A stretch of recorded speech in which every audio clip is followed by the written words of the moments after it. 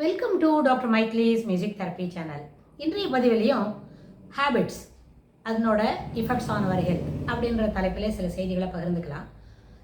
ஒரு வயது தாண்டிட்டோம் அப்படின்னு சொன்னால் ரொம்ப கன்ஃபரன்டேஷன் இருக்கக்கூடாது. எல்லாத்தையும் மாற்றி மாற்றி நினைக்கிறது, எல்லாத்துக்கும் தவறான ஒரு கருத்து சொல்கிறது, அப்புறம் எல்லாத்துலேயும் ஒரு எதிர்த்து நிற்கிறது, ஒரு வேலையை செய்யணும் அப்படின்னா அதை மனமுவந்து செய்யறதில்ல அப்படின்லாம் வரக்கூடாது.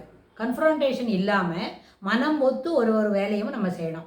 அப்புறம் சில நேரத்தில் ஒரு வயது தாண்டிட்டோம் அப்படின்னு சொன்னால் ஓவர் ஒர்க்கு வேலை செய்துக்கிட்டே இருக்குது. இதை செய்யணும் அதை செய்யணும், அதுக்கப்புறம் அதையும் முடிக்கணும், அதுக்கப்புறம் இன்னொன்று முடிக்கணும் அப்படின்னு ஒரு தொடர்ந்து ஒரு வேலையை நம்ம செய்துக்கிட்டே இருந்தால் கூட அந்த commitment to complete the work அப்படி இருக்குது. சிலவங்க அப்படி இருக்கிறாங்கல்ல, எல்லா வேலையும் தான் செய்யணும்னு நினைப்பாங்க, வேறு வழி இல்லை, கண்டிப்பாக செய்து தான் ஆகணும் அப்படின்னா அந்த commitment to continue the work இருக்கே சில சமயம் that it self tax you to ஒரு மாதிரி ஒரு மைண்டில் அமைதியின்மை ஏற்படும். அந்த அமைதியின்மை ஏற்படுதுன்னு சொன்னால் அதுலேருந்து வெளியில் வரத்துக்கு ரொம்ப கஷ்டப்படும். அப்போ அவங்க என்ன செய்யலாம்?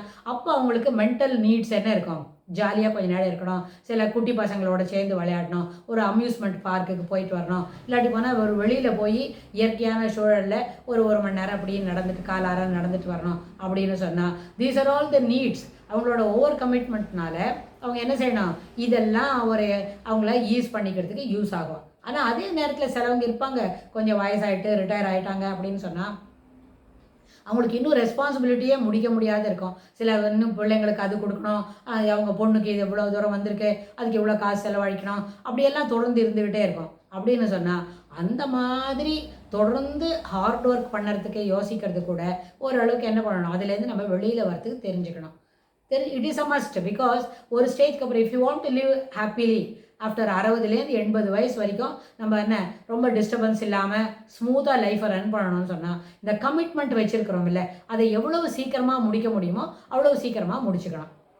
ஒரு 65க்கு அப்புறம் ரொம்ப கமிட்மெண்ட் இல்லை, you can continue to live with your you can prolong இதே மாதிரி இந்த லைஃப் ஸ்டேட்டஸ் இருக்கே, இதை தொடர்ந்து நம்மளால் நடத்த முடியும்னு சொன்னால் அங்கே கமிட்மெண்ட்ன்றதை காட்டிலும் கண்டினியூஸ் ப்ராசஸ் நிறைய இருக்கும். அப்படின்னா அந்த கண்டினியூஸில் smooth and easy journey should be there. அப்போ தான் நம்ம பாக்கி உள்ள வாழ்க்கை காலத்தில் இனிமையான பொழுதுகளாக இருக்கும்.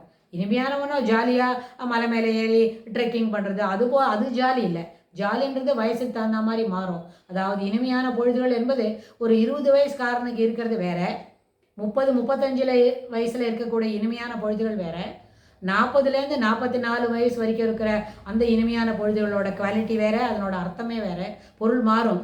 அதே போல் 45 மிடில் ஏஜ் தாண்டின உடனே 45லேருந்து 60 இயர்ஸ் இருக்கிற அந்த வயது காலத்தில் இருக்கிற இனிமையான பொழுதுகள் அதுக்கு பொருளே வேறு. அதுபோல் எல்லாராலையும் இருக்க முடியாது, அந்த வயதில் உள்ளவங்க தான் அதை அப்படி இருக்க முடியும். அப்புறம் 60 தாண்டிடுச்சு, 62 63 அந்த வயசில் வரோம்னு சொன்னால் 63லேருந்து 79 வயது வரைக்கும் நம்ம என்ன செய்யணும்னு கேட்டால் அந்த வயது காலத்தில் இருக்கிற இனிமையான பொழுதுகள் மிகவும் வித்தியாசமாக இருக்கும். அந்த வித்தியாசமான இருக்கக்கூடிய இனிமையான பொழுதுகளுக்காக நிறைய கமிட்மெண்ட்ஸ்லேருந்து நம்ம மெதுவாக வெளியில் வர தெரிஞ்சுக்கணும். அப்போ கமிட்மெண்ட்ஸ் ரொம்ப இல்லை, ரொட்டீன் லைஃப் மட்டும் ஈஸியாக போகுது, ஸ்மூத்தாக போகுதுன்னா it is highly appreciable. It has to be adhered. அதுபோல் இருக்கிறதுக்கு முயற்சி செய்யணும். இது எல்லாமே நம்ம இத்தனை விஷயங்கள் பேசிக்கிட்டே வரோம் தொடர்ந்து. இது எதோடு சேர்ந்தது? நம்ம முயற்சியில், மனித முயற்சியில் செய்யக்கூடிய செய்திகளையும் செய்யக்கூடிய செயல்களையும் தொடர்புடையது. ஆனால் இதே continuous process of thinking about how to have the habits, how it will be helpful towards our health, how it will be adverse in our health towards our health அப்படின்னு நம்ம பார்க்குறோம்னு சொன்னால் இது எல்லாத்துக்கு மேலே omnipresent அப்படின்ற கடவுளுடைய சித்தம் பிரகாரம் நம்மளுடைய வினைகளுக்கு ஏற்ப நம்மளுக்கு கிடைக்கக்கூடிய சௌரிய அசௌகரியங்கள் என்பது வேறு. அதனோட அந்த பாயிண்ட் ஆஃப் வியூவில் பார்க்கும்பொழுது இந்த முயற்சிகளை காட்டிலும் இறைவனுடைய சித்தம் என்னவோ, நம்மளுடைய கர்ம வினைகளுக்கு என்ன பலன் உண்டோ அதுக்கு தகுந்த மாதிரி கிடைக்கும். தேர்பை சிலவங்களுக்கு ரொம்ப வசதி இருக்கும், but they cannot live in peace. அதில் என்ன இருக்கும்? It will be in pieces. அது இந்த இங்கிலீஷில் சொல்கிற பீசஸ்க்கும் நிறைய வித்தியாசம் இருக்கும்னு சொன்னால் அமைதியை காட்டிலும் அங்கே என்ன இருக்கும்? எப்போவும் மன உளைச்சல் இருந்து கொண்டே இருக்கும். அதனால் நம்மளுடைய கர்ம வினைக்கு தகுந்த மாதிரி தான் நம்மளுடைய பழக்க வழக்கங்களும் அமையும். அதுக்கு ஏற்றாறு போல தான் நம்மளுடைய வாழ்வு என்பது அமைதியாகவும் ஆனால் ஆர்ப்பாட்டம் இல்லாமலும் இருக்கணும். ஆர்ப்பரித்து செய்யக்கூடிய எந்த வேலையும் ரொம்ப தூரம் போகாது. இட் வில் ஒன்லி ஃபார் என்ன, ஒரு 1/2 கிலோமீட்டர் தான் போகும். ஒரு லைஃப்ன்றது 1/2 கிலோமீட்டர் உள்ள வாழ்வு இல்லையே. You should cross around 75 to 80 years. அது பெரிய லாங் ஜேர்னி.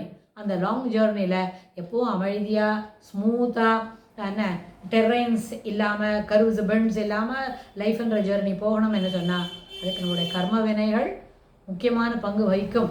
ஆம்னிபர்சன்ட்டோட அருள் என்ன தொடர்ந்து இருந்துக்கிட்டே இருக்கணும் அப்படின்றத நம்ம இந்த பதிவு மூலமாக தெரிவுபடுத்துகிறோம். இதுக்கு தொடர்புடைய செய்திகளை வரப்போகிற பகுதிகளிலும் பார்க்கலாம். தேங்க்ஸ்.